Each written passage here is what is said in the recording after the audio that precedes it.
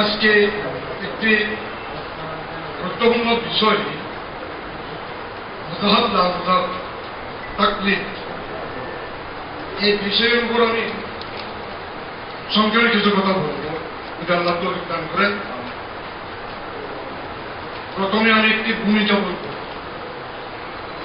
ভূমিকার খবর মাযহাবের উপর। আর এখানে আমি দেখতেছি কিছু ওলামায়ে কেরাম আছেন যারা আরবি পড়ুয়া, আর কিছু আছেন ইংরেজি শিক্ষক। সুতরাং আমরা আমি লক্ষ্য করতেছি আরবি বিভিন্ন ইবাদত যদি আমি বলি, এটা অনেকের জন্য কষ্ট হয়ে যায়। এই কারণে আজকে আমি ওই আরবি থেকে দূরে থাকার চেষ্টা করব, মোটামুটি তার ব্যবহার করে দেবো। আল্লাহ প্রদত্ত সত্তার মাধ্যমে ইমাম মুস্তাহিদ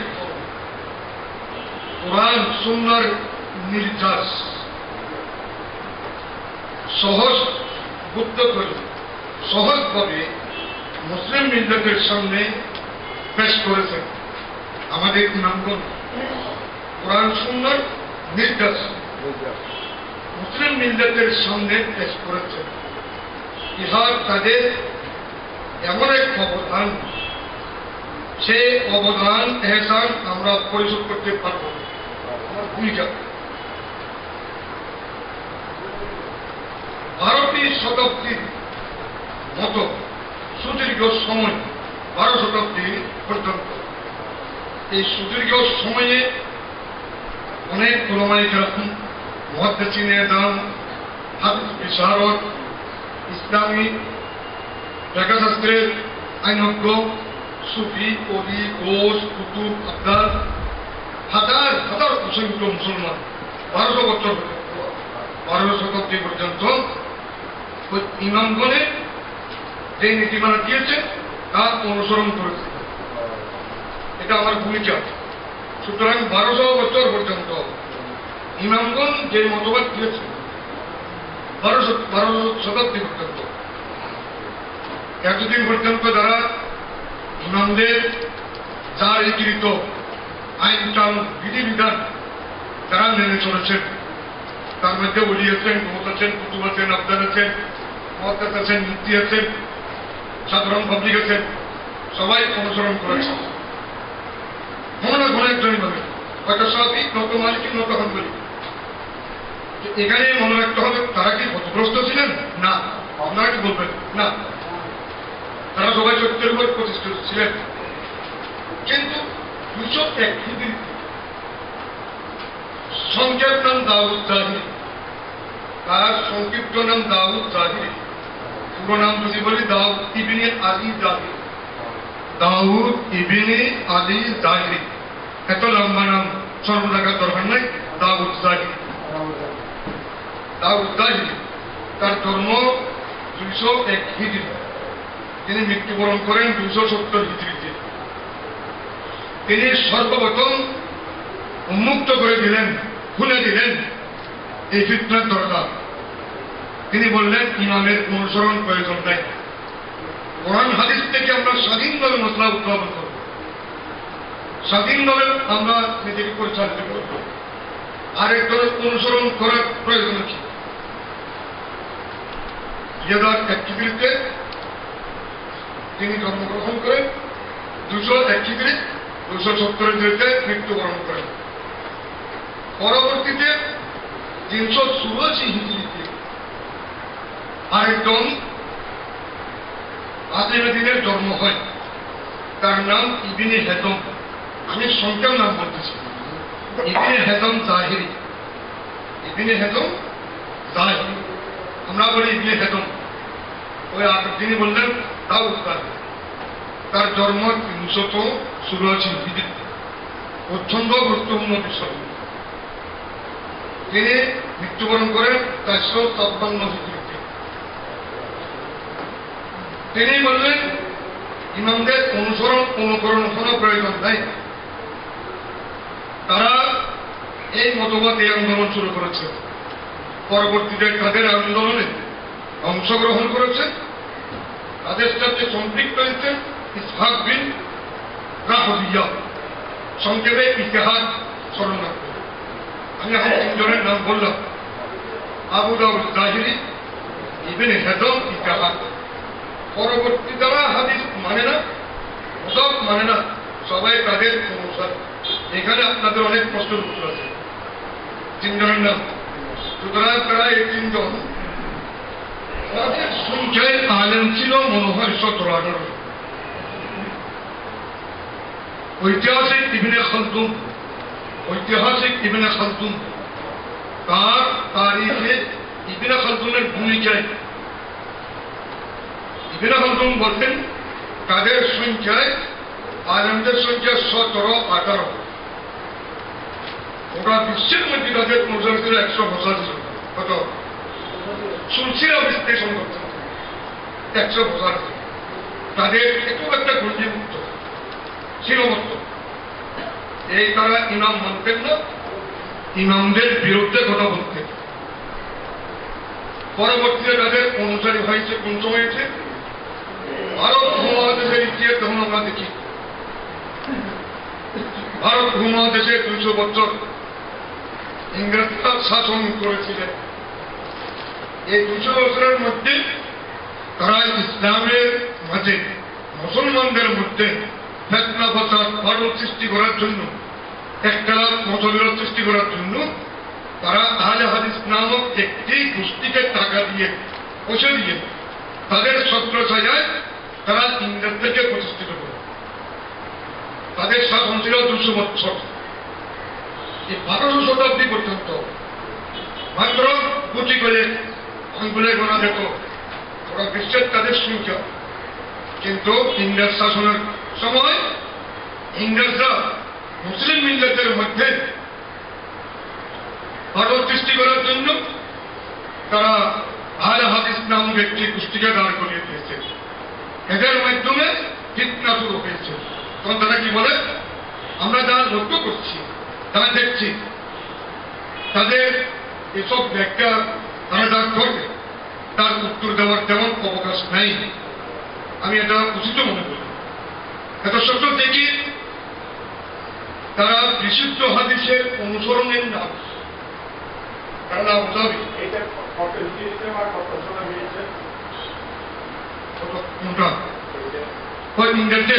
ইংরেজ শাসন, ইংরেজের 200 বছর শাসন 17 থেকে শুরু হয় 1800 বছর, 200 বছর তাদের শাসন, ইংরেজ শাসন। আচ্ছা, তাই আমরা যারা দেখছি তাদেরকে লক্ষ্য করছি যে তারা বলে সহিহ হাদিসের অনুসরণের নামে তাদের বিকৃত মস্তিষ্কের কিছু লেকচারার তারা বক্তব্য দেয় যে মাযহাব মানা মানে শিরিক, শিরিক থেকে মারাত্মক। তাদের কিছু বক্তব্য তাদের লেখনের মাধ্যমে, লিটারেচারের মাধ্যমে আমি বলি তাদের বিকৃত মস্তিষ্ক। কারণ 1400 বছর পর্যন্ত তারা সত্যের উপর প্রতিষ্ঠিত ছিলেন, ইমামকে মেনেছেন, ইমামের বিরুদ্ধে কথা বলেননি, সোচ্চার হননি। তারা তো ইংরেজের সৃষ্টি, ইংরেজ তৈরি করে দিয়েছে। ইতিহাস পর্যালোচনা করে দেখা যায় এটা ইংরেজের সৃষ্টি। এই বিষয়ের উপর উপমহাদেশে প্রখ্যাত দার্শনিক শাহ ওলিউল্লাহ মুহাদ্দিস দেহলভী রহমাতুল্লাহ আলাইহি তিনি 4টি কিতাব লিখেছেন। হুজ্জাতুল্লাহিল বালিগা এক, 2 নম্বর তার কিতাব আল ইনসাফ ফি বয়ানিল ইখতিলাফ। ইনসাফ মানে ন্যায় বিচারের মানদণ্ড। তিনি যাচাই বাছাই করে মানদণ্ডের মধ্যে যে মাযহাব দ্বারা অনুসরণ করে তারা সত্যের উপর এটা শিরিক, মাযহাব মানা ফরজ, এটা প্রমাণ করেছে। 3 নম্বর কিতাব ইকদুল জিদ, 4 নম্বর কিতাব ইদালাতুল খিফা। 4টি কিতাবের নাম বললাম, আরবি আবার বাদে দিন, কারণ একেবারে একটি নাম না, এটাও উচিত হবে না। বাংলা শিক্ষিত হতো আপনারা এতটুকু আপনারা মনে রাখবেন, ওলিউল্লাহ মুহাদ্দিস দেহলভীকে ভারত উপমহাদেশের প্রত্যেক মুসলমান উপমহাদেশ ছাড়াও বিশ্বের সমস্ত মুসলিম মিল্লত তাকে মানে, তার কথা শুনে, তার কথা গ্রহণ করে। আমাদের সুন্নিদের সত্য লামুজাবির দেওবন্দিরা কলিউল্লাহ সাহেবকে বেশি মানে, কারণ কলিউল্লাহ সাহেবের রেফারেন্স কলিউল্লাহ সাহেবের নাম ইনস্টিটিউট তারা প্রতিষ্ঠা করেছে এবং তারা বলে আমাদের ইসলামী আন্দোলন কলিউল্লাহ আন্দোলন। এটা কলিউল্লাহ সাহেবের যে আন্দোলন তাদের ইসলামী আন্দোলন। যাই হোক, আমরা দেখি আহলে হাদিসের এইসব মশলা অনেকটা নামাজ কেন্দ্রিক, অনেকটা নামাজ কেন্দ্রিক। তারা বলে হানিফি মুযহাবের নামাজ সই হাদিসের উপর ভিত্তি নয়। আমরা কথা বলবেন চার চোখ পেলে তো বুঝবেন না। আজকের কথাটা আমি একবার সহজ করে বলতেছি। একজন থেকে পলিটিক্যাল, আজকে আমি কিছু ট্রেনিং নিব আপনাদের কাছে। একজনকে বলবো আমি কি বলছি আপনি বলে, কারণ আমি তো এটা প্রশিক্ষণ নিতে হবে, এটা কথা না। যে কোনো একজনকে বলবো আপনি আছে 5 মিনিট বলে, আমি দেখি কিছুক্ষণ এটা পরিচয় হতে হবে। 5 মিনিট পর পরিচয় মানে অর্থাৎ আপনি যে এই তরবিয়ত দেবেন, কিভাবে তরবিয়তটা দেবেন, এটা প্রশিক্ষণটা নিতে হবে। হাতে কোনো আজকে লামুজাবির আছে, এই চিরাগের এমন কোনো মসজিদ নেই মহানগরের উপর একজন না দুজন আমি ধরে ইত্যাদি বলে কিনা বলে। আপনাকে যদি লামুজাবিদের বিরুদ্ধে বলতে হয় দাওয়াতুল খায়র, এই আমাদের যে মানে আহলে সুন্নাত ওয়াল জামাতের বা যারা আমরা মুযাব অনুসরণ করি, আমাদের মুযাবটা যদি তুলে ধরি, কিভাবে তুলে ধরবো, কিভাবে বলবো, বলার কিছু পদ্ধতি আছে। এই বিষয়ে আমি আসতেছি। তো যাই হোক, তাদের অনেকটা মশলা নামাজ কেন্দ্রিক। তারা হানিফি মুযহাবের বিভিন্ন নামাজের উপর ভিত্তি করে এই প্রত্যেক রকাতে হাত ধরুন না কেন, উঠবেন না কেন, চিনার উপর হাত রাখে, টানা যায় ইত্যাদি কথা তারা বলে। তাদের দলিল আছে, তারা বলে হানিফি মুযহাবের কোনো দলিল নেই, নাউযুবিল্লাহ। সাহাবী মুযহাবের দলিল নেই। মুযহাব মানা এটা শিরক, শিরক থেকে মারাত্মক। তাদের কিতাবের মধ্যে আছে। বর্তমান আমরা যারা দেখি বাতিলদের কেন নাম পরিবর্তন করে, এক সময় এক নাম হয়। যেমন একটি আছে তারা যে দল হাদিস মানে না, তাদেরকে বলা হয় মুনকিরিন হাদিস, হাদিস অস্বীকার করে। এবং তাদের অন্য আহলে কোরআন, আমরা কোরআন মানি, হাদিস মানি না। তাদের এই দলটা কিভাবে সৃষ্টি হয়েছে? প্রথম তারা আহলে কোরআনের নাম দেননি, তারা বলেছেন নাহানু আহলুল কোরআন, আমরা কোরআনের অনুসারী, কোরআন মানি। তখন তাদের বিরুদ্ধে অনেক কিতাব লেখা হয়েছে। ভারতের 1300 বছর পর্যন্ত তাদের এই আন্দোলন স্তব্ধ হয়ে গেছে, একেবারে তারা সুখ ছিল। পরবর্তী আবার মাথা তুলেছে। তাদের মধ্যে এক ব্যক্তি দাঁড়ালো লাহোর থেকে, তার নাম আব্দুল্লাহ চকরালু। সে বলল আমি কোরআন মানি, হাদিস মানি না, হাদিসের মধ্যে অনেক ভুল ভ্রান্তি আছে। তার একটা দলে গেছে পুরো চকরালু, এটাকে চকরালু বলা। প্রথম বলা হতো আহলে কোরআন। এভাবে কিছুদিন পরে আছে মৌলভী আসলম জিরাজপুরি, ইন্ডিয়া, তারপর চারাগালি, তারা এভাবে তুর্কির মধ্যে জিয়ারমুখী ইল্ট, পাকিস্তানের মধ্যে গোলাম মোহাম্মদ পারভেজ। নাম পরিবর্তন, একবার ছিল আহলে কোরআন, মুনকিরিন হাদিস, প্রথম ছিল আহলে হাদিস। এভাবে পরিবর্তন করতে করতে বর্তমান আমি মিশরে একটি দাবি দেখলাম, তারা তাদের নাম দিয়েছে আহাদুত তাজাদ্দুদ। আহাদুত তাজাদ্দুদ, আমরা আধুনিক, আমরা প্রগতিশীল। প্রগতিশীল মানে ইসলামের বিরুদ্ধে কথা বলা। তো যাই হোক, তারা আহলে হাদিস, তারা বর্তমান নাম দিয়েছে সালাফি। এক এক জায়গায় এক এক নাম, কোনো কোনো জায়গায় তাদের নাম আছে গায়রে মুকাল্লিদ, কোনো কোনো জায়গাতে লামুজাব। আমরা বলি তারা লামুজাব। মাযহাব শব্দটি আরবি, তকলিদ শব্দ আরবি। মাযহাবের শব্দের অর্থ শোনার পর আমরা একটা রাস্তা আছে না, যে রাস্তায় চলি, এটা আমি আর বেশি অর্থ বলিনি, কারণ মাযহাবের ডিকশনারির মধ্যে অনেক অর্থ আছে। যেটা একেবারে সহজ পথ, সরল পথ, পারিভাষিক করতে ইমামগণ, মুজতাহিদগণ, কোরআন সুন্নাহর আলোকে যেসব বিধিবিধান উদ্ভাবন করেছেন, কোরআন সুন্নাহর আলোকে ইমামগণ যেসব পথ রাস্তা উদ্ভাবন করে দিয়েছেন, তাদের নীতিমালা অনুসারে কেউ যদি চলে তাকে বলা হয় মাযহাব। ইমামগণ মুস্তাহিদগণ যেসব নীতিমালা বিধিবিধান কি করে দিয়েছেন, আমাদের রচনা করে দিয়েছেন, তা মেনে চলা, অনুসরণ করার মাযহাব। যারা তাদের এই নীতিমালার উপর চলে না তাদেরকে বলা হয় মাযহাব। অর্থাৎ আমাদের চলার পথ আছে, তাদের চলার কোনো পথ নাই, তারা পথভ্রষ্ট, তারা বিপজ্জনক। তারা কি পথভ্রষ্ট?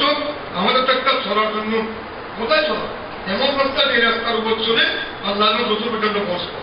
এই রাস্তা আমাদেরকে দিয়েছেন আমাদের ইমামগণ, এটাকে বলা হয় মাযহাব।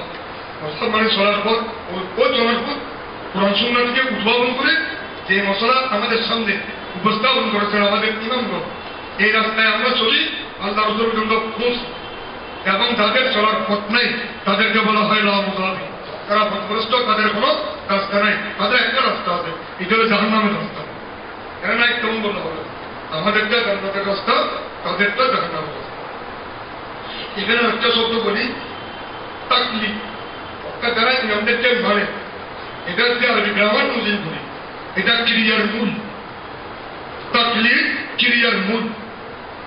তো এর অর্থ কি? বাংলা একটা অর্থ আছে কোনো কিছু গলায় পরিয়ে লওয়া, এটা বেল হোক যে কোনো কিছু গলায় পরিয়ে লওয়াকে কি বলা হয়? তকলিদ, কেলাদা, তকলিদ। আমরা যেহেতু মুকাল্লাদ ইমামদের কেলাদা আমাদের গলায় পরিয়ে দিয়েছি, আমাদের চিহ্ন আছে, এখন বুঝাতে যে আমরা ইমাম মানি আমাদের গলায় কি আছে? রাষ্ট্রীয়ভাবে যদি কুকুর মারার যদি নির্দেশ দেওয়া হয় সরকার, তখন নির্দেশটাকে যেসব কুকুরের গলায় চিহ্ন আছে ওইসব কুকুরকে হত্যা করিও না। সুতরাং আল্লাহর গজব যখন আসবে, এই গজব শিকার হবে লামুদাবিরা, তাদের গলায় বেড়ি নেই, তাদের গলা শুনে আমাদের গলায় কি আছে? বেড়ি আছে। সুতরাং আমাদের পরিত্রাণের একমাত্র উপায় যে তকলিদ করা ইমামদের মানা। ইসলামের পরিভাষায় তকলিদ বলা হয় বিনা দলিলে, দলিল যুক্তি ছাড়া বিনা দলিলে কাহারও কথা গ্রহণ করা, বিনা দলিলে প্রমাণ ছাড়া কাহারও উক্তি কথা ইত্যাদি গ্রহণ করাকে কি বলা হয়? তকলিদ বলা হয়। যেমন আমরা ইমাম আবু হানিফা রহমাতুল্লাহর কথা মানি, এখানে আমরা দলিল তালাশ করি, অন্বেষণ করি না, এটা কথা ইমাম আদম আবু হানিফা রহমাতুল্লাহর কথা। বাহারে মুহিত নামক কিতাবে এবং আল আহকাম দুটি কিতাবের আমার দিলাম। বাহারে মুহিত, আল আহকাম, এই দুটি কিতাবের মধ্যে তকলিদের বিস্তারিত বিবরণ আছে। তাই কারণ তকলিদের অর্থ কি বললাম? ইমামদের কথা মানা দলিল বিহীন, দলিল ব্যতীত, দলিল ছাড়া, এটাকে দলিল হিসাবে গ্রহণ করা। তাকে তবলিগের যুক্তিকতা, তবলিগের এখানে কি যুক্তি? কোরআন হাদিস আছে, আমরা স্পষ্ট কোরআন হাদিস এর অনুসরণ করব।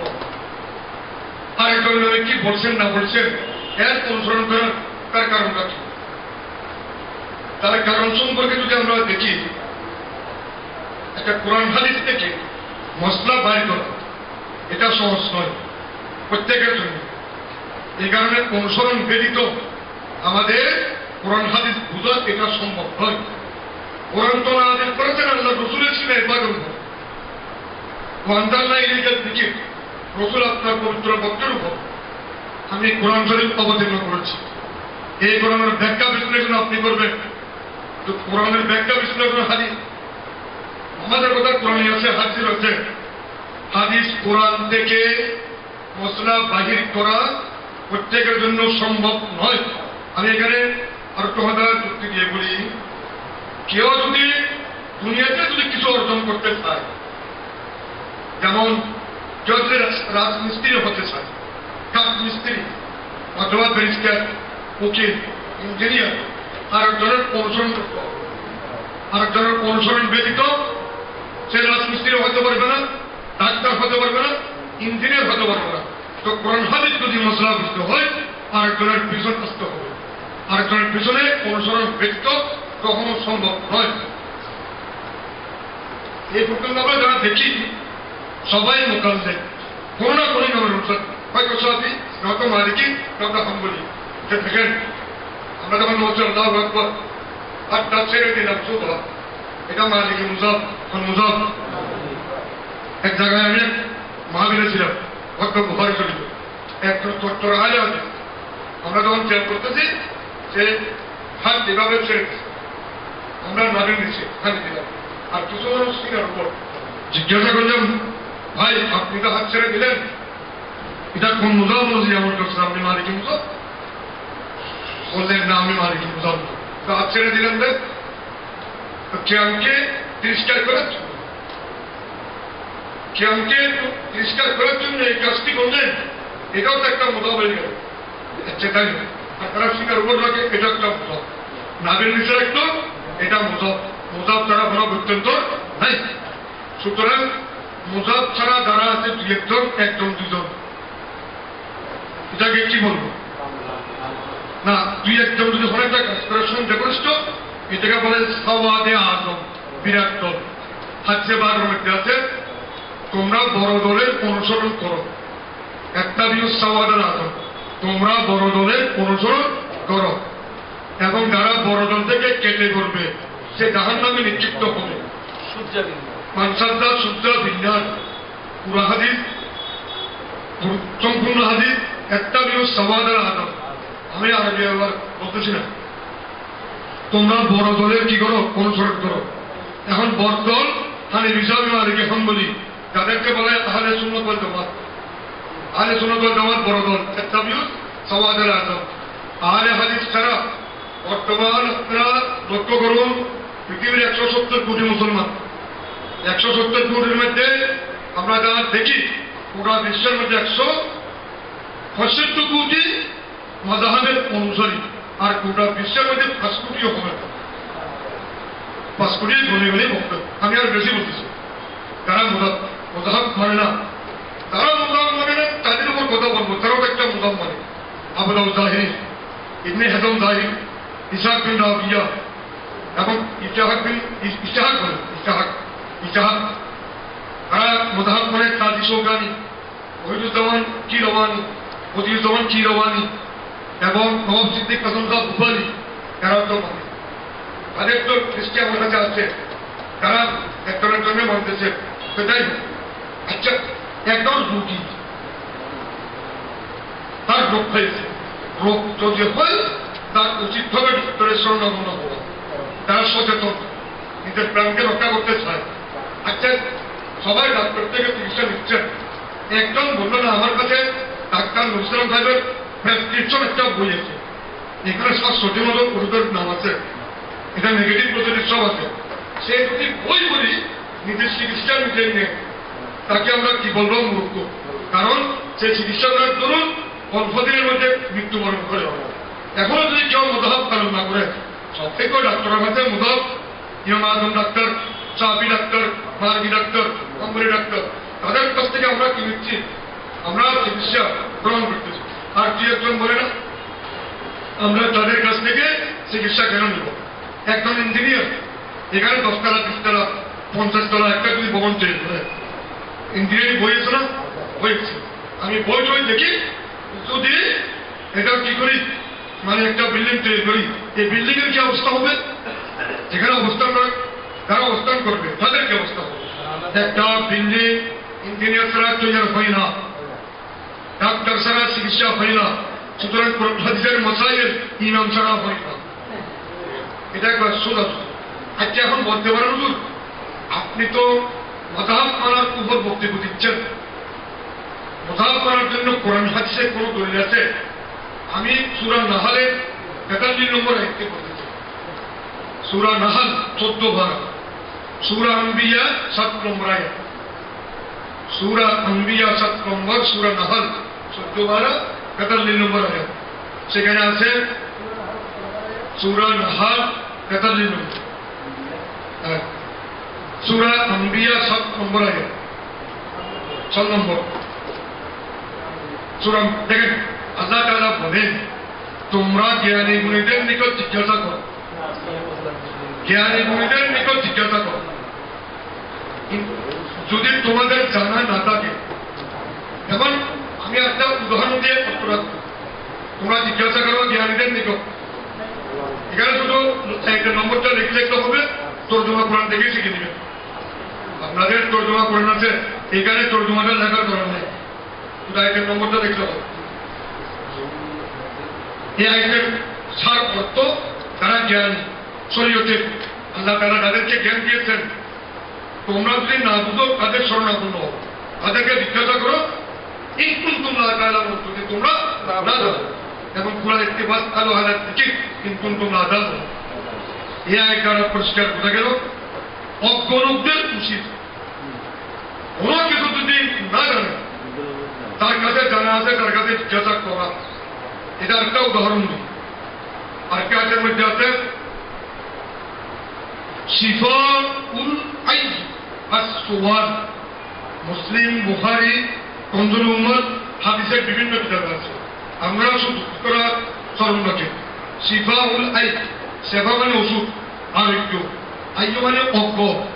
অজ্ঞ লোকদের তারা কিছু জানে না, তাদের চিকিৎসা সুওয়াল, তার কাছে জানা আছে, তার কাছে কষ্ট করো। শিফাউল আইজ আস-সুওয়াল। তৈমুম কত পর্যন্ত কি কিবরিত দিয়ে তৈমুম করতে হবে আপনি জানেন? আমি জানি না। 370-এর উপরে জিনিস আছে, ওসব জিনিস দিয়ে তৈমুম করা যায় না। এবং 275 জিনিস এমন আছে তা দিয়ে তৈমুম করা না যায়। আমি তো জানি না।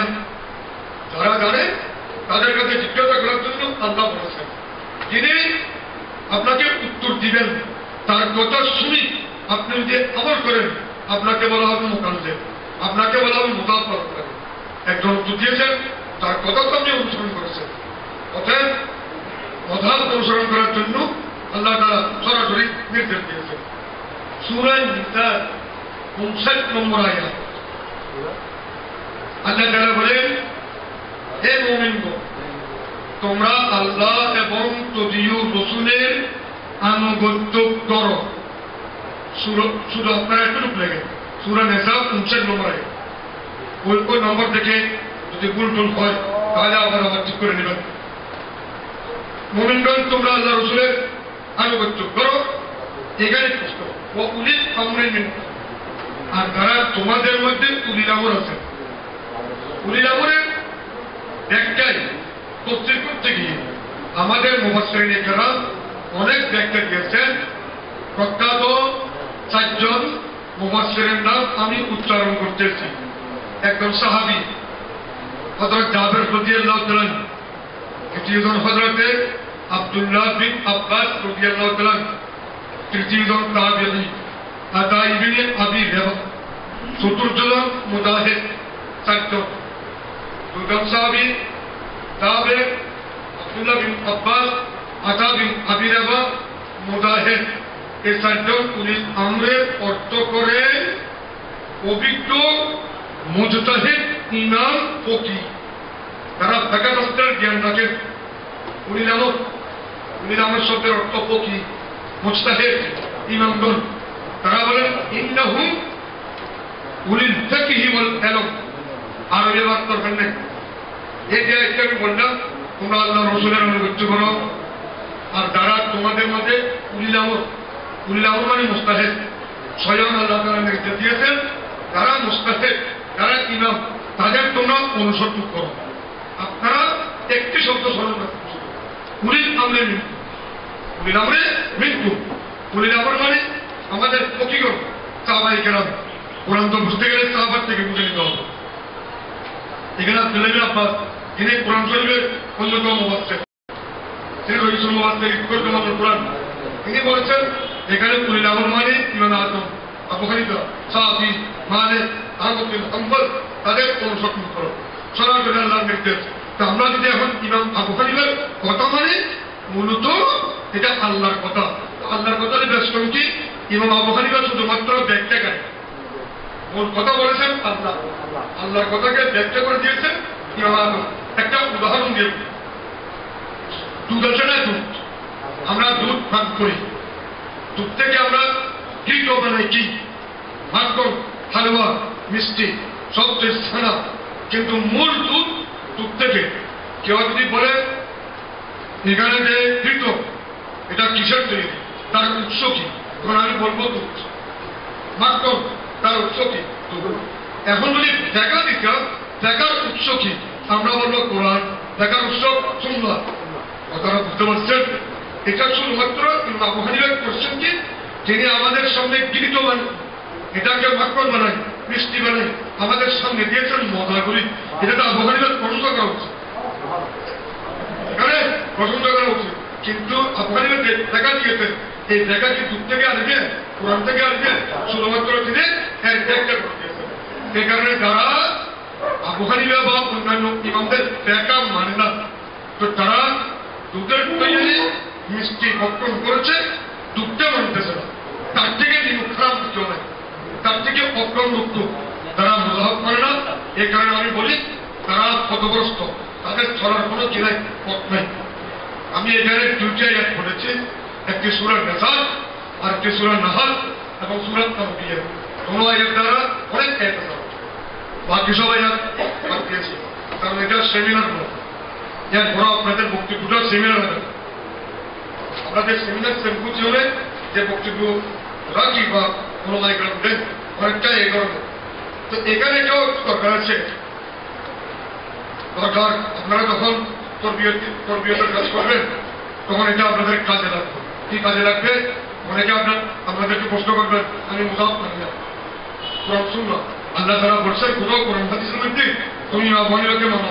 এখানে আবু হানিফার নাম আছে, শাফির নাম আছে, মালিকের নাম আছে, হাম্বলির নাম আছে, আর মানো তোমরা তাই মুসাফ করো। আমি একটা প্রশ্ন মুসাফ 10টা 20টা হলে অসুবিধা কিছু এই ধরনের বর্তমান চুক্তি মুক্তি। আমি একটি হাদিস বলি, মানে যে আল্লাহ তাআলা যে বলেছেন মুতাহাব মারাত কুল্লু আমর। দ্বিতীয় নম্বর এটা আবু দাউদ শরীফের হাদিস, শুধু আপনারা আবু দাউদকে দেখতে হবে, কিতাবুস যাকাত অধ্যায়ে আছে, যাকাত অধ্যায়ে আবু দাউদ শরীফের একটি লম্বা হাদিস।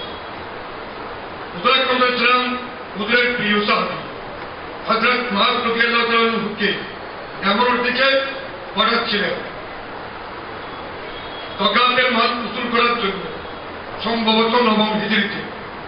আমাদের ঐতিহাসিকজন হাদিসের ভাষ্যকাররা বলেছে 9ম হিজরিতে হযরত মুআয রাদিয়াল্লাহু তাআলা আনহুকে দাওয়াত করলেন, তুমি কিভাবে সিদ্ধান্ত দিবে? তিনি বললেন আমি কিতাবুল্লাহ থেকে সিদ্ধান্ত দিব। আল্লাহর কিতাব বলছে তুমি তো সেখানে কাজী হিসাব বিচারক হিসাবে যাচ্ছ, যেমন তুমি সেখানে মানে গভর্নর, বিচারক, যাকাত উসুল করবে, লোকদের মধ্যে বিভিন্ন সমস্যা হবে, এই সমস্যার সমাধান কিভাবে দিবে? তিনি বললেন আমি আপনি বা কিতাব যাই, আমি আল্লাহর কিতাব অনুযায়ী কোরআনে কি আছে এটা দিয়ে ফয়সালা দিব। হুজুর বলেন পাইলাম তাদের কিতাব না, তোমার কিতাবে যদি কোরআন যদি বিধান যদি সিদ্ধান্ত না থাকে তখন কি দিয়ে দিবেন? তাহলে ভাবে সুন্নাতি রাসূলুল্লাহ সাল্লাল্লাহু আলাইহি ওয়াসাল্লাম। তখন আমি খুঁজে দেখবো, অন্বেষণ করবো এই সিদ্ধান্ত মশলা হাদিসে আছে কিনা। এ ধরনের অনেক মশলা আছে না, কোরআনও নেই হাদিসও নেই, তাই না? তখন তিনি বললেন আজ তাহিদু বেরাই, কোরআন হাদিসকে সামনে রেখে আমি রিসার্চ করবো, গবেষণা করবো, ইতিহাদ করবো, এরপরে আমার গবেষণার মধ্যে খরচ ত্রুটি করবো না, ওরা আজ খরচ ত্রুটি করবো না। হুজুর আকরাম সাল্লাল্লাহু আলাইহি ওয়াসাল্লাম রাসূল সাল্লাল্লাহু সাদর তার সিনার উপর এভাবে আঘাত করে দোয়া করলেন, আলহামদুলিল্লাহ। হুজুর বললেন ওই খোলার সমস্ত প্রশংসা ওই আল্লাহর জন্য, ওয়াফাকা রাসূল রাসূলিল্লাহ, তিনি রাসূলের প্রতিনিধিকে নিজের মধ্যে সিদ্ধান্ত দেওয়ার তৌফিক দিয়েছেন। কোরআন হাদিসে যদি না পায়, কোরআনের মশলার সমাধান হাদিসের মধ্যেও তাই, কিন্তু আমার এই সাহাবী মাস আপনারা মনে রাখবেন আবু দাউদ শরীফের হাদিস ঘটনাটি বলেছেন কাকে? হযরত মুআযকে রাদিয়াল্লাহু তাআলা। তো মুআয তখন কি বললেন, ইয়া রাসূলুল্লাহ আমি কোরআন হাদিস না বলি একটা তো করতে হবে, তখন আমি কোরআন হাদিসকে সামনে রেখে রিসার্চ করে গবেষণা করে তাহা থেকে মশলা উদ্ভাবন করবো। ইস্তেখরাজ করে থাকি। উদ্ভাবন করব, উদ্ভাবন করে আমি আরেকটা শিক্ষা দিব। আল্লাহ রসুল খুশি হয়ে গেলেন। খুশি হয়ে কি বললেন, এটা তো বলেন যে কোরআনে নাই, হাদিসে নাই, তুমি কেন তোমার পক্ষ থেকে দিবে? এটা তো কোরআন সুন্নাহর উপরে কথা, এটা শিরিক হবে। এটা কি হবে? এটা শিরিক বেদাত। এখন আমরা যারা তকলিদ করি, অনুসরণ করি ইমামদের, আমাদেরকে মুশরিক বলছে, তাদেরকে আমরা কি বলবো? রাসূল করিম সাল্লাল্লাহু আলাইহি ওয়াসাল্লামকে শিরিক করার জন্য নির্দেশ দিয়েছেন। বরঞ্চ আল্লাহ রাসূল খুশি হয়ে বলেন, আলহামদুলিল্লাহ, সমস্ত প্রশংসা ওই খোদার জন্য, ওয়াফাকা, যিনি তৌফিক দিয়েছেন রাসূল রাসূলিল্লাহ, রাসূল মানে প্রতিনিধি, রাসূলের প্রতিনিধিকে লিমা ইয়ারদা রাসূলুল্লাহ, যে সিদ্ধান্তের মধ্যে আল্লাহ রাসূল সন্তুষ্ট আছেন। আমি এখন না আপনাদের কিছু করতে হবে, আমার কথা শেষ হলে সবাইকে শুনতে আজকে কিছু সময় আরো একটি হাদিস বলি। হুজুরাইসাল্লাম ইরশাদ করেন, এই হাদিসটি তিরমিজি শরীফে আছে। আল্লাহ রাসূলের একজন প্রিয় সাহাবী হযরত হুযায়ফা রাদিয়াল্লাহু আনহু, হুযায়ফা, তিনি বলেন, আমরা হুজুরাইসাল্লামের দরবারে পাশে উপস্থিত ছিলাম, আমরা সবাই ঘনিষ্ঠ। আল্লাহ রাসূল বললেন, তোমাদের মাঝে আমি আর জীবিত বেশি দিন থাকবো না। কতদিন থাকি জানি না, না দিনে মা বক্তাই দিক, কতদিন জীবিত থাকি আমার জানা নাই, তবে আমার মৃত্যু ওফাতের পর তোমরা কি করবে? তখন বললেন, আমার মৃত্যুর পর আমার মৃত্যুর পর দুই ব্যক্তির অনুসরণ করবো। হযরত দুজন আশারা ইলা আবি বকর ওয়া উমর, ইঙ্গিত করেছেন সিদ্দিক আকবর ফারুক আজমের দিকে। হুজুর সাল্লাল্লাহু আলাইহি ওয়াসাল্লাম সরাসরি নির্দেশ দিলেন, আমার ঘরে কোরআন সুন্নাহ যদি কিছু না থাকে, তোমরা দুই ব্যক্তির অনুসরণ করবে, তোমরা বিপদগামী হবে না, পথভ্রষ্ট হবে না, সত্যের উপর থাকবে। দুটি হাদিস দিলাম। এই দুটি হাদিস কোরআন শরীফের দুটি আয়াত দ্বারা আমি প্রমাণ করেছি যে ইমামদের কথা মানা, অনুসরণ করা, তাকলিদ করা আল্লাহ রাসূলের নির্দেশ।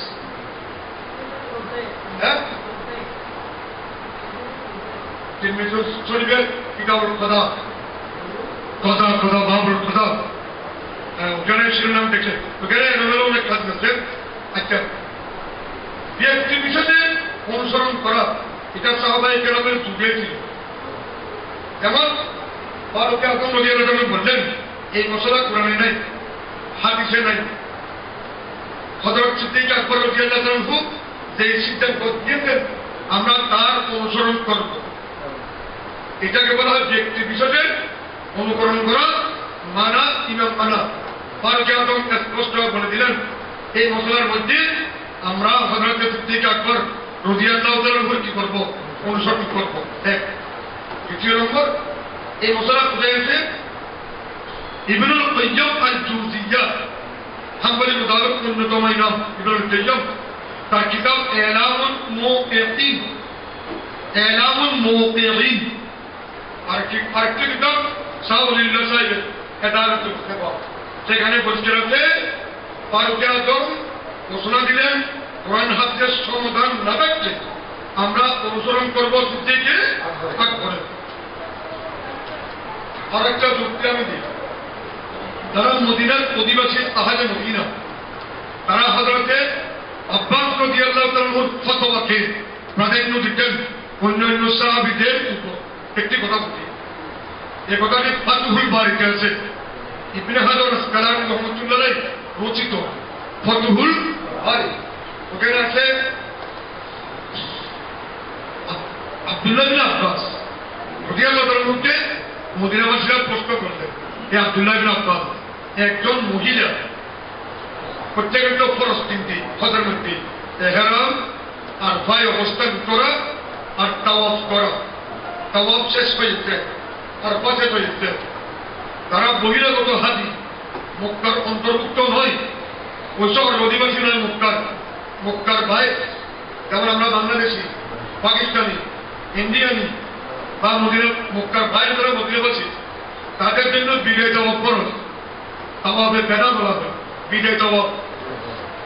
প্রশ্ন করেছেন আব্দুল্লাহ ইবনে আব্বাসের কাছে, এই আব্দুল্লাহ ইবনে আব্বাস রাদিয়াল্লাহু আনহু, ওই মহিলার ফরজ শেষ হয়েছে, বিদায় দেওয়া বাকি আছে। এখন কোন মহিলা ঋতুস্রাব শুরু হয়ে গেছে, তার ঋতুস্রাবের সাথে জড়িত হয়ে গেছে, মহিলাটা কি করবে?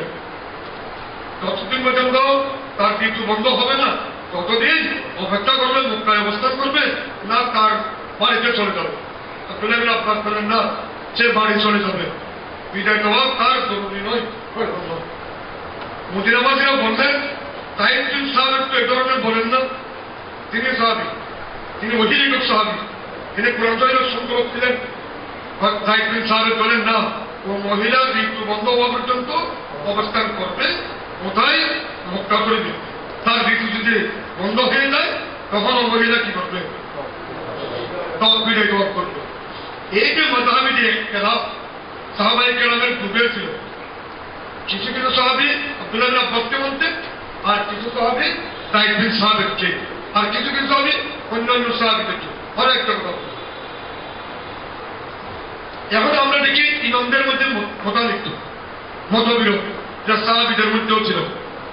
কারণ তাদের লক্ষ্য উদ্দেশ্য ছিল কোরআন হাদিসের অনুসরণ। এই ইসলামকে আল্লাহ রাসূল সংকীর্ণ করেননি, যদি বলে দিতেন শুধুমাত্র একটি ফতোয়া কেন্দ্রিক, তা হাদিসের বিভিন্ন সুযোগ আছে। তো যাই যেটা আমি আসতেছি, কুরাইশার যুদ্ধ হয়েছিল, বনি কুরাইশার ইহুদি সম্প্রদায়। হুজুর আকরাম সাল্লাল্লাহু আলাইহি ওয়াসাল্লাম বললেন, আজ আমি যুদ্ধ থেকে আসার পর এই আমার সাহাবায়ে কেরাম, তোমরা এই মাত্র এসেছো, কুরাইশার পুত্ররা, ইহুদি পুত্ররা, তারা বিশ্বাসঘাতকতা করেছে, তাদের উপর আক্রমণ করো। বুখারী শরীফের 16 হাদিস। তখন হুজুর আকরাম সাল্লাল্লাহু আলাইহি ওয়াসাল্লাম বললেন, তোমরা আসর নামাজ পড়বে কুরাইশাতে গিয়ে, কুরাইশা পুত্র গিয়ে। সবাই রওনা দিলেন। যখন একেবারে মাঝখানে গেলেন, সাহাবায়ে কেরাম দুই দলে গেছে। একজন বলতেছেন, আমরা যে কুরাইশা গিয়ে আসর নামাজ পড়ি, সময় থাকবে না। আর কেউ বললেন হুজুর তো বলছেন ওখানে পড়ার জন্য। আর কেউ বলছেন না, এর অর্থ নামাজ কথা করানো, সময় হয়ে গেছে, আমরা এখানে পড়ে না। এরপর তারা দুটো হয়েছে, একদল প্রতিমধ্যে আসর নামাজ পড়েছেন, আর একদল আসর নামাজ পড়েছেন কুরাইশার মধ্যে গিয়ে। হুজুর আকরাম সাহাবীদের মধ্যে ইখতিলাফ হয়েছে। ফালাম ইউন্নিক ওয়াহিদান মিনহুম, আল্লাহ রাসূল তাদের মধ্যে কাউকে বর্ষনা করেননি। ধরনের এই ইজতিহাদ, গবেষণা, এটাকে স্বীকৃতি দিয়েছেন। এর দ্বারা বোঝা গেল সাহাবীদের মধ্যেও কি আছে? মতবিরোধ আছে। আরেকটা কথা বলি, সাইদ মুযাহাব সীমাবদ্ধ কেন? সাইদ মুযাহাব, আসলে মুযাহাব শুরু হয়েছে 2য় শতাব্দী থেকে। প্রথম শতাব্দীর মধ্যে ছিল তকলিদে মুতলক। তকলিদে মুতলক শব্দের অর্থ শর্তহীনভাবে তকলিদ করা, যার যারা ইচ্ছা। মনে করেন একজন রোগী তার 7জন ডাক্তার থেকে ওষুধ নিচ্ছে। একজন মুসলমান, সে একজন সাহাবী কত মানে, আরেকজন সাহাবী 5 মনে করেন নামাজের হাত তোলার ব্যাপারে একজন থেকে নিয়েছেন, আমিন বলার আরেকজন থেকে নিয়েছেন। এটা একেবারে তার জন্য স্বাধীন ছিল প্রথম শতাব্দী পর্যন্ত। 2য় শতাব্দী আছে, তখন তারা ব্যক্তি বিশেষে তকলিদ শুরু করেছেন। 4র্থ শতাব্দী আসার পর এটা শেষ হয়ে গেছে। তখন শুধুমাত্র 7 জন ইমামের তকলিদ অনুসরণ ছাড়া আর যত অনুসরণ ছিল সবাই বিলুপ্ত হয়েছে। কেউ বলতে পারে সাইদ মুযাহাব সীমাবদ্ধ কেন? এটা আমি যুক্তি দিয়ে বলতে পারি।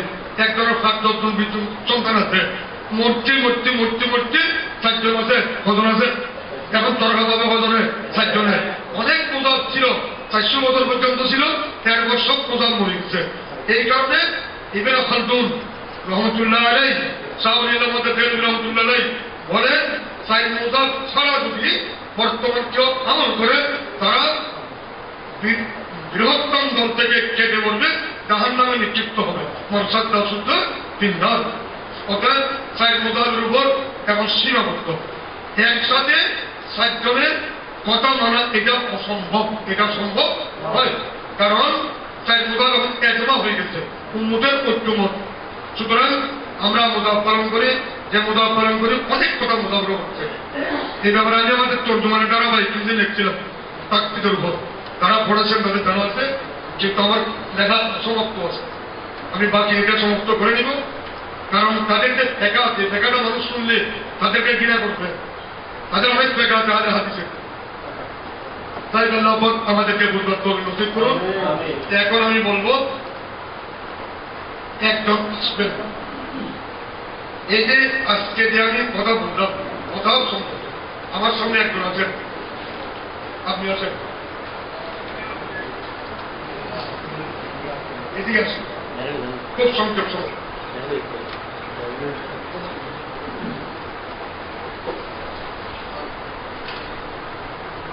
কথাগুলো অনেক লম্বা কথা আছে, সম্মত আমি তোমার সঙ্গে আপনি বলবেন আচ্ছা আমরা তো দাওয়াতি কাজ করবো, এই দাওয়াতি কাজটি করবো একটি মধ্যে দিয়ে গেলাম। আমার যে আজকে যে মতাগুলো আলোচনা করবো, আমি যদি মতার পক্ষে বলি তো তাদেরকে কিভাবে ডাকবো, কিভাবে আনবো, আমার কনসেপ্ট যেটা এটা কিভাবে তুলে ধরবো, আমি এইভাবে করতে পারবেন না। প্রথম আমি একটু আপনাকে আপনার ওখানে আমাদের কিছু নতুন থাকবে, তাদের মাধ্যমে তাদেরকে সংগ্রহ করতে হবে, চারজনক করতে হবে। তারা যখন আসবেন তখন তাদেরকে আপনি কথা শুরু করবেন কিভাবে, তাদেরকে প্রথমে আপনি ডাকবেন, এটা এই টাকার নামটা দাওয়াতুল খায়, কল্যাণের দিকে আহ্বান করবেন। তখন তারা যখন আসবেন তখন আমি বলবো যে বুঝতে আপনাদেরকে আমি কষ্ট দিলাম, তারা মিল্লাত একটা বলবেন, তারা তো ইসলামী ভাই বলে কেউ আর কেউ মুসলিম ভাই বলে, আমিও আপনারা একটা বলবেন, তারা মিল্লাত মুতাহাবের ভাইরা আপনাদেরকে কষ্ট দিয়েছে, কিছু সময় দিয়েছেন আপনারা ভাই জীবন এই সময়ের মধ্যে আপনাদের মতো অনেক মানুষ রাস্তাঘাটে পথে এদিক সেদিক ঘোরাফেরা করতেছে, কিন্তু আমাকে কিছুক্ষণ দিনের কথাবার্তা শ্রবণ করার জন্য আল্লাহ তাআলা আপনাদেরকে তৌফিক দিয়েছেন, আমি আপনাদেরকে কষ্ট দিয়েছি। আল্লাহ তাআলা কোরআনে পাকে বলেছেন ওয়াত্তাকুম মিনকুম উম্মাতুন ইয়াদউনা ইলাল খায়র, তোমাদের মধ্যে একটি দল থাকা উচিত, যে দলটি চতুর্থ ভাগ সূরা আলে ইমরান, যে দলটি লোকদেরকে কল্যাণের দিকে আহ্বান করবে। অর্থাৎ আমি এই কোরআনের আলোকে আপনাদের সামনে দাঁড়িয়েছি। আপনার প্রশ্ন করবেন, যে একটা প্রশ্ন সমস্ত দিচ্ছেন প্রশ্ন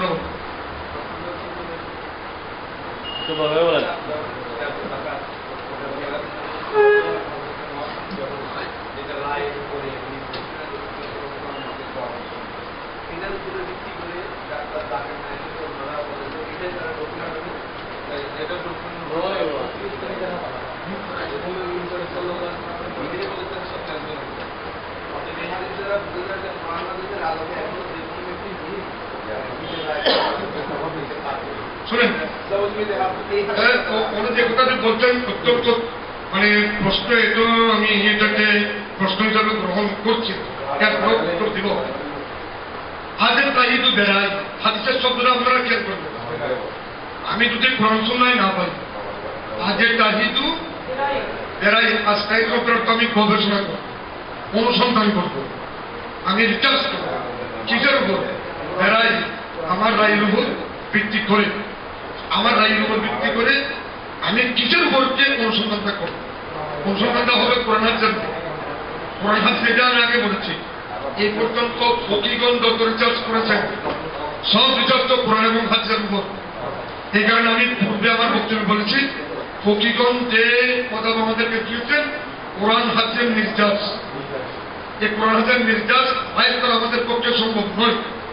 সুতরাং যে যুগ থেকে আমি উদাহরণ দিয়েছিলাম, যুগ থেকে মাখন প্রত্যেকে কি করতে পারে না, আবেগ ভাগ, সমুদ্রের মধ্যে সব কিছু আছে, নাই এমন কিছু নয়, সেখানে হীরা মুক্তা ব্যবহার আছে, আমি আর আপনি সেখান থেকে জাল দিয়ে মাছ আনতে পারি, শিকার করতে পারি, তার যে ডাল বা মাছ শিকার করা। আর যে সমুদ্র থেকে হীরা মুক্তা বাহির প্রত্যেকে করতে পারবেন, পারবে না। কোরআন হাদিসের মধ্যে যুগ দিয়ে হীরা মুক্তা বের করে গেছেন ইমামে আযম মুহাদ্দিস রাহমাতুল্লাহ আলাইহি, ইমাম সাদি রাহমাতুল্লাহ আলাইহি, সেই যোগ্যতা আমাদের মধ্যে নাই, শর্ত নেই। এই কারণে ওলামায়ে কেরাম ঐক্যমত হয়েছে, একমত হয়েছেন। এখন যদি কেউ নিজস্ব মতবাদ দেয়, এটা মতবাদটা এটার নাম মানসাদ্দা সূত্র, সে বৃহত্তম দল থেকে কেটে উঠবে, সুতরাং সুদে তার নামে লিখিত হবে। যাকে নাই তার কম, তাদের সাথে যারা আছে তারা যদি এই বিশ্বের সমস্ত মুসলিম একটা এই গোতর বলেছে, গোতর কত পারছেন যে সম্বলী মতো কায়দা তোমার পরিবর্তন সৃষ্টি প্রতি ভারত উপমহাদেশ সব মুসলমানের অবদান, যে মুসলমানের উপর খাদা করে তোমাদের অবদান, তিনি ছিলেন হানিফি মুসলমান। তারা গ্রন্থবক্স আলিম হিজবি রহমতুল্লাহ, খাজা জকরিয়া আনসারী রহমতুল্লাহ, কুতুবউদ্দিন বখতিয়ার কাজী রহমতুল্লাহ, মহাবীর নিজাম দিলওয়ারি রহমতুল্লাহ, শেখ ফরিদুদ্দিন আফতাব, শেখ ফরিদুদ্দিন হামদের সকব এবং বিশ্ব বিখ্যাত মুহাদ্দিস নাসিরউদ্দিন চারাগি দিল্লি রহমতুল্লাহ, মহাবীর নিজাম দিলওয়ারি রহমতুল্লাহ সহ ওলিয়ে কেরামের আরেকটা গোষ্ঠী তারা মাযহাবের অনুসারী ছিলেন। এই বিষয়ের উপর 50 ইংরেজিতে একটি বই পাবলিশ করা হয়েছে। লিটন ডক্টর মোহাম্মদ ইসহাক, প্রফেসর রাজশাহী বিশ্ববিদ্যালয়, পাকিস্তান থেকে এই বইটি পাবলিশ হয়েছে ইংরেজিতে। বর্তমান বাংলাতে অনুবাদ হয়েছে। পড়ে দেখুন তারা ইমামের কি ছিলেন, প্রফেসর ছিলেন। তারা ভারতীয় ভারত উপমহাদেশে মুহাদ্দিসিনে কেরামের অবদান ওখানে প্রসঙ্গ রেখেছেন। তো তাই এই পর্যন্ত যত বিশ্বের মনীষীরা আছেন কেউ না কেউ একটা কথা বলি, ইমাম ইউসুফ মোহাম্মদ রহমতুল্লাহ, এই দুজন কি ছিলেন? দুজন ইমাম ভাইয়ের অনুসারী ছিলেন। ইমাম তাহাবি রহমতুল্লাহ তার মতো একজন ব্যক্তি কোনো উদাহরণ নেই, ব্যারিস্টার, তাকে ব্যারিস্টার বলা হয়। সুতরাং অনেকে আরো একটা কথা আমি বলি, এই কথাটা বলে শেষ করতেছি।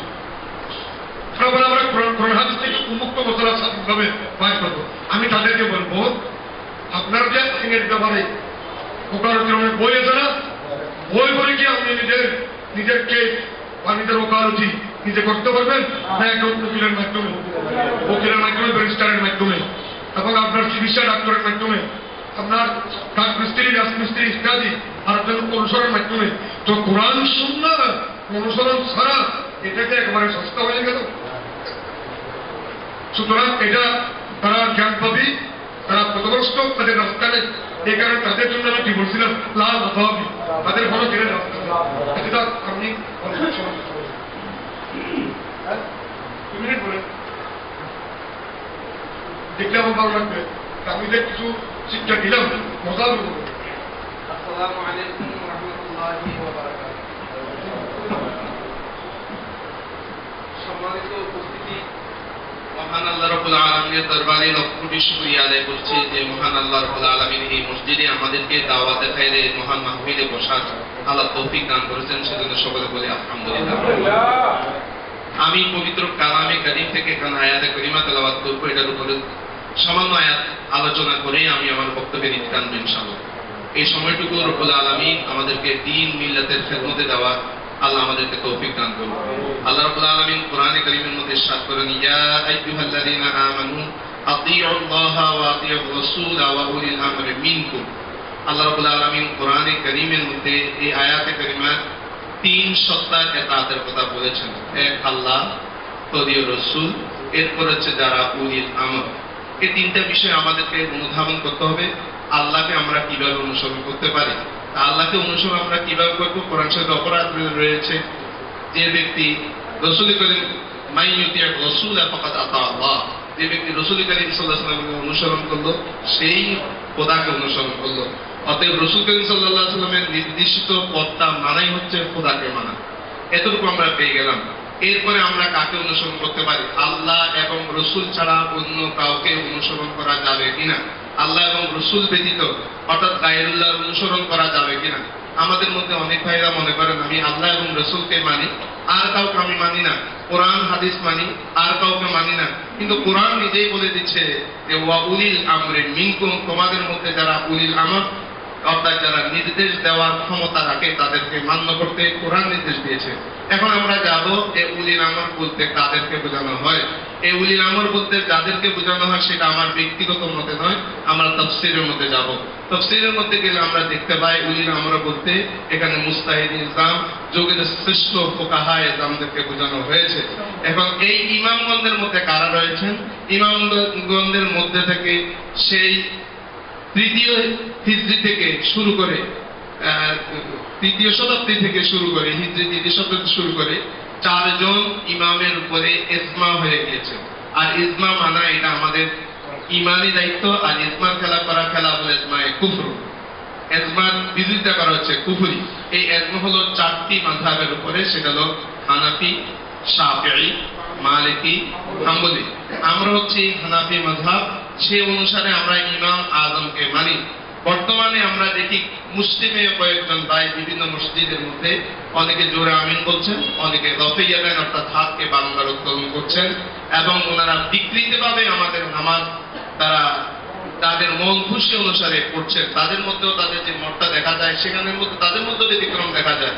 এখন আমরা তাদের উদ্দেশ্য দেখতে হবে কি উদ্দেশ্যে তারা আমাদের মাঝে এই জিনিসটা সৃষ্টি করছে। এটার মেন উদ্দেশ্য হচ্ছে আল ফিতনা। আর ফিতনাটা হলো আল ফিতনাতু আসাদ্দু মিনাল কতল। এটা কতল চেয়ে মারাত্মক। এটা আমাদের মুসলিম সমাজের মধ্যে বিভিন্ন প্রকারের বিশৃঙ্খলা সৃষ্টি করে। অতএব আল্লাহ রাব্বুল আলামিন যেন আমাদেরকে এই বিশৃঙ্খলা থেকে বাঁচিয়ে রাখে, আমরা যেন সঠিকভাবে কোরআন সুন্নাহর উপরে আমল করার আল্লাহ আমাদেরকে তৌফিক দান করেন। ওয়াকানা দাওয়ানা আলহামদুলিল্লাহ। মারহাবা মারহাবা। আমরা যত খুশি হলাম যা প্রত্যেকেরই দেখলাম আল্লাহ পাক প্রত্যেকে পাক এখানে যারা আছে আমি তো সবাইকে শুনি ও যেভাবে বলছেন এভাবে প্রত্যেকের সুন্দরভাবে করতে পারবেন আল্লাহ পাক করতে।